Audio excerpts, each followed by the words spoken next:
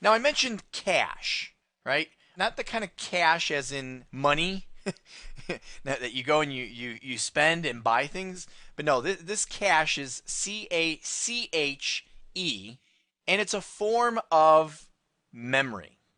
And I will tell you that it is a form of very fast memory. And I know, again, some of this is kind of difficult to learn sometimes because we have to jump around. One of the things I can tell you, and when I first started teaching A plus, and this goes back probably about 15 years ago, one of the things I had to learn was you want to teach kind of everything at once. And you can't teach everything at once. We have to learn things one at a time.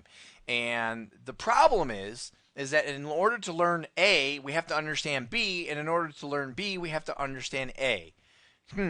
That makes for an interesting challenge. So I will tell you that when it comes to processors and when it comes to memory, well, there's a lot of things about these two particular subjects that, well, they kind of complement each other.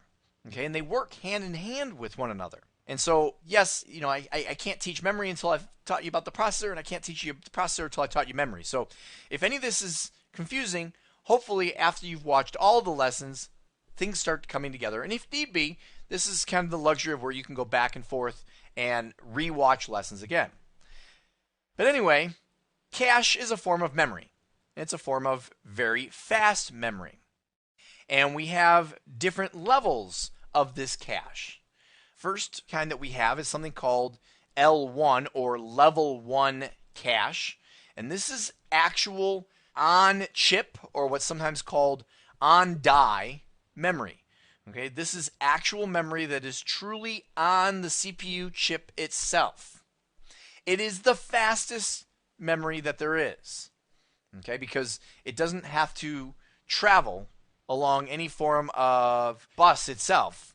It's right there, built right in there with the processor. Whereas we have L2 and L3 cache, which is slower than L1, okay, but still, and I will tell you, actually, I'm going to take this a step further. L2 is slower than L1, L3 is slower than L2, and it's considered to be what's called off die, okay, which means it's not necessarily on the chip itself, but it's still part of the processing unit as a whole. And so therefore it's still going to be faster because it only has to travel through the internal bus. It doesn't have to go through the external bus like the actual main memory or RAM. Okay, so L2 and L3 cache are still faster than RAM. Now, again, if we kind of go back to the old days and we go to the old processors, there were processors that existed certainly without any L3 cache, and even without L2 or very minimal amounts of L2 cache. So these caches were a way of helping to speed up the processing power on a computer. Now, we don't think of it a whole lot. In today's world, it's just kind of assumed. All processors have this because in today's world and today's needs, today's processing needs, well, we would be crazy to try to use a processor without L2 and L3 cache.